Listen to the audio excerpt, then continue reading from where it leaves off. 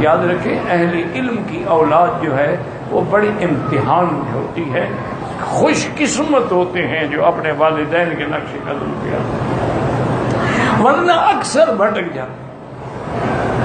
اس کی دو وجوہات، ایک وجہ تو یہ ہے کہ دشمن طاق میں ہوتا ہے نا جی، ابلیس لعین طاق میں ہوتا ہے، ساحر جادوگر سارے کہ یار یہ ابھی اس کا بیٹا بھی تیار ہو رہا ہے، یہ جان چھوڑے گا وہ آ جائے گا، تو پھر وہ عملیات کرتے ہیں، وہ خود تو ذکر اللہ کے ذکر کی وجہ سے بچ جاتے ہیں، اولاد پکڑی جاتی ہے، اولاد بھٹک جاتی ہے۔ ایک وجہ تو یہ ہوتی ہے، اور ایک وجہ یہ ہوتی ہے کہ ہمارا جو رزق ہے نا وہ تقریباً حرام تو میں نہیں کہتا، بہرحال مشکوک ضرور ہو جاتا ہے۔ کیا مطلب؟ مثلا کسی نے کہا جی یہ زکوٰۃ کے پیسے یہ میں ڈال دیے، اچھا بھی کسی مستحق کو دے دوں گا، بھول گئے۔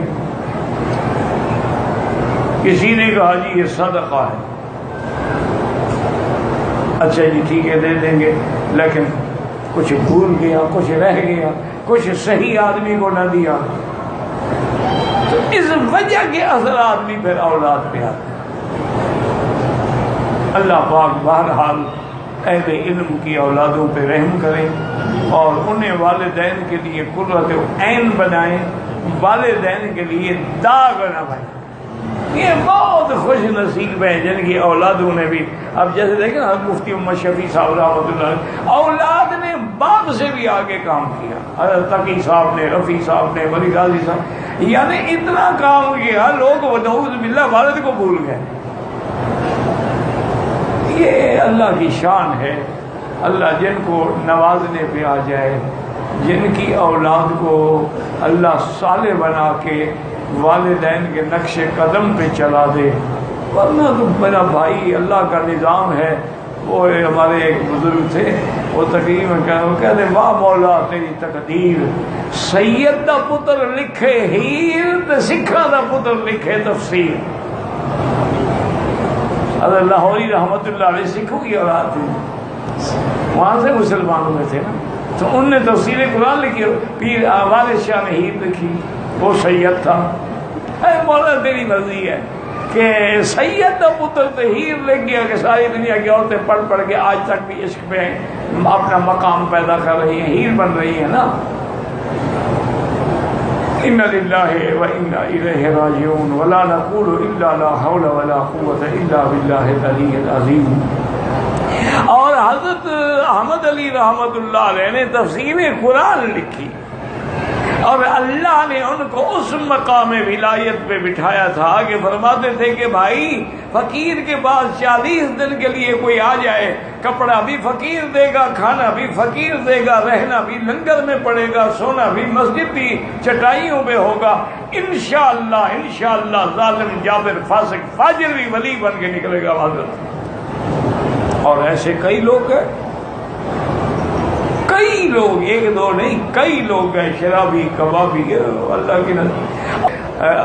ایوب خان کی شاید بیٹے کی یا بیٹی کی شادی تھی، تو اس نے governor Amir of Kala Bagh سے ریکویسٹ کی کہ میرا منشا ہے کہ حضرت لاہوری میرے بیٹے کا نکاح پڑھائے۔ اصل میں تو پتہ نہیں ایوب خان کے دل میں بھی کیا خیال تھا، کسی نے ڈالا ہوگا یا شہرت کے لیے کہ دیکھو جی کتنا بڑا صدر ہو کے علماء حق سے نکاح کروا رہا ہے، اللہ دل تو اللہ جانتا ہے۔ بہرحال امیر آف کالا باغ نے آ کے عرض کیا تو حضرت فرمایا بھی ہاں فقیر نکاح تو پڑھا دے گا لیکن میری کچھ شرائط ہیں۔ حضرت فرمایا فقیر اپنے سائیکل پہ آئے گا، اپنے سائیکل پہ ہی واپس جائے گا، اور نکاح پڑھانے کے بدلے میں کوئی ہدیہ یا کوئی تحفہ قبول نہیں کرے گا، اور وہاں جو کھانا ہوگا یا مٹھائی یا جو بھی ہو وہ بھی نہیں کھاؤں گا، اور یہ بھی شرط ہے کہ میں جب پہنچوں تو ہم تمام چیزیں تیار ہوں تاکہ میں فوراً خطبہ شروع کر دوں، دیر بھی نہ ہو، میں اپنا وقت جو ہے زیادہ ان فاسق فاجر لوگوں میں گزارنا نہیں چاہتا۔ یہ تھے ایمان۔ ایوب خان نے بھی ساری شرطیں قبول کی، وہ بھی کوئی اچھا انسان تھا، اللہ عالم، ہم تو کبھی نہیں ملے۔ تو شاہ جی حضرت لاہوری رحمۃ اللہ سائیکل پہ آئے، سائیکل کھڑی کی، اب دنیا حیران پریشان، آتے ہی بس بیٹھے اور نحمدہ ونستعینہ ونستغفرہ خطبہ شروع ہو گیا، ایجاب قبول کرایا ان کے ولی سے، اور اس کے بعد سارا کچھ کرنے کے بعد دعا کی اور کھڑے ہو گئے، اور اتنی تیزی سے آپ نے کہنے کا یوں وہاں پیچھے بغیر جوتی کے بھاگتا رہا کہ میں کچھ، انہوں نے کہا نہیں، میں نے کہا تھا کہ میں کچھ نہیں لوں گا، اپنے سائیکل پہ بیٹھے واپس۔ اللہ ان کی قبروں پہ کروڑوں رحمت، اولئک آبائی فجئنی بمثلہم، یہ ہمارے باپ دادا تھے، اب ان جیسے ہم کہاں سے ڈھونڈ کے لے آئے ہیں۔ جنازے کے بعد جو دعا مانگی جاتی ہے وہ بدعت ہے، جنازہ خود دعا ہے، اس کے بعد دعا کا کیا معنی؟ یعنی تمہیں حضور کی دعا قبول نہیں ہے؟ جو حضور نے دعا سکھلائی کہ اللہم اغفر لحینا ومیتنا وشاہدنا وغائبنا وصغیر، اتنی جامع، اللہم نقہم عن الخطایا کما ینقی الثوب الابیض من الدنس، اللہم اغسل خطایاہم من الماء والثلج والبرد، اللہم اکرم نزلہم وسع مدخلہم، اللہم بدل دارہم خیرا من دارہم بدل اہلہم خیرا من اہلہم۔ یہ دعا تمہارے مولوی کو آتی ہے، اس کو ترجمہ بھی نہیں آتا ہے انشاءاللہ۔ اگر تمہیں میرے مدنی پاک کی دعا قبول نہیں، ہمیں بھی ایسے مولوی کی دعا قبول نہیں۔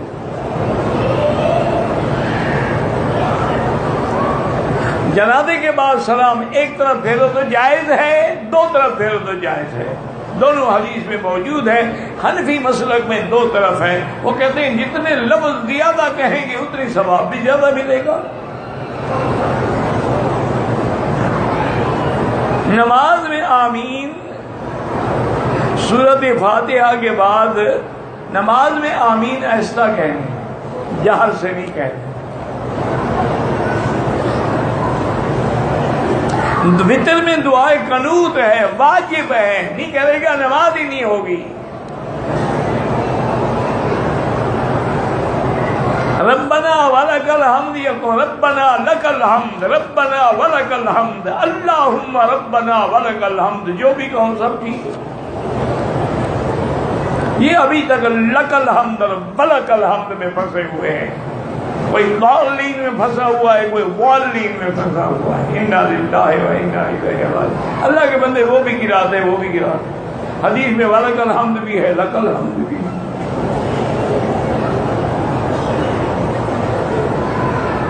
حضور کے نام پر انگوٹھے چومنا جو ہے خالص بدعت ہے۔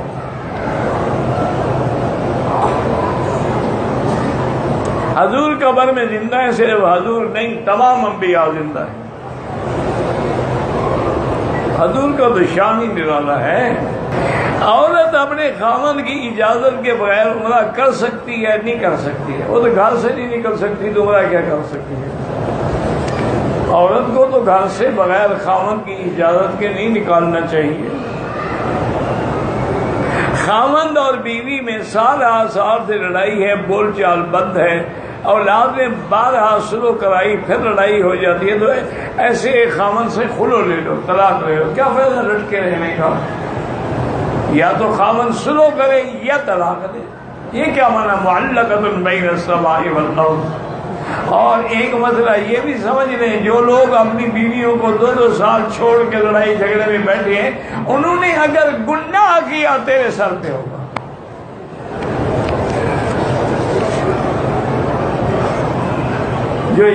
جو حیات کے قائل ہیں ان کے پیچھے نماز ہوتی؟ ہاں جی بالکل ہوتی، کیوں نہیں ہوتی؟ تم حضور کی حیات پوچھ رہے ہو، معراج والی رات تو سارے پیغمبر وہاں کھڑے تھے، حضور نے کس کی امامت کی؟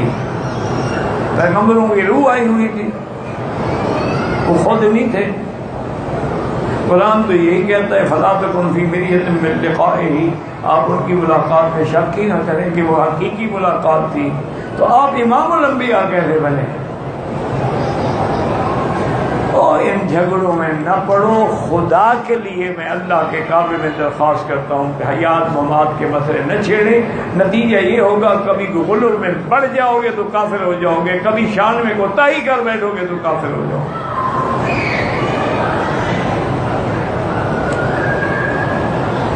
حیات کے مسئلے میں کچھ لوگ ایسے غلو میں مبتلا ہوئے ہیں, وہ کہتے ہیں انبیاء زندہ ہیں, بلکہ قبروں میں انبیاء پر ان کی بیویاں بھی پیش کی جاتی. وہ اتنے آگے بڑھ گئے.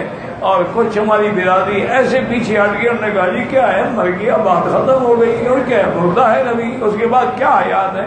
ایسے جیسے ستون مردہ ہے وہ بھی مردہ ہے. انا للہ و انا الیہ راجعون ولا نقول الا لا حول ولا قوت الا باللہ العلی العظیم.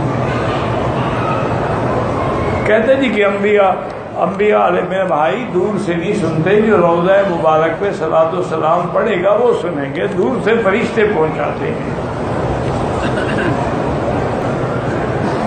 جو کہتا ہے کہ انبیاء سنتے ہیں تو حدیث ہے, اللہ کے بندے چکرے میں پتہ نہیں کیوں پڑے ہوئے ہیں.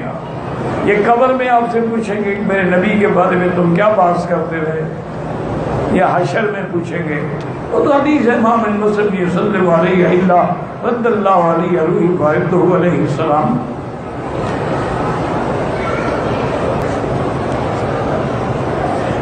میں دل کا مریض ہوں, آسان وظیفہ بتلائیں. یہ سب سے آسان وظیفہ جو علماء نے لکھا, یا قوی القادر قوّنی وقوّ قلبی, یہ پڑھ کے دعا کیا کرو.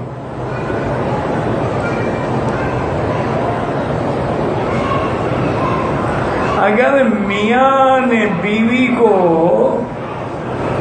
3 طلاق دے دیا, پکا کام ہو گیا, ہمیشہ کے لیے حرام ہو گئی, اب حلال ہی نہیں ہو سکتی حتیٰ تنکح زوجا غیرہ, جب تک کسی اور سے شادی نہ کرے. ایک آدمی نے کسی کا ساس کے ساتھ نکاح پڑھا دیا مولوی صاحب نے.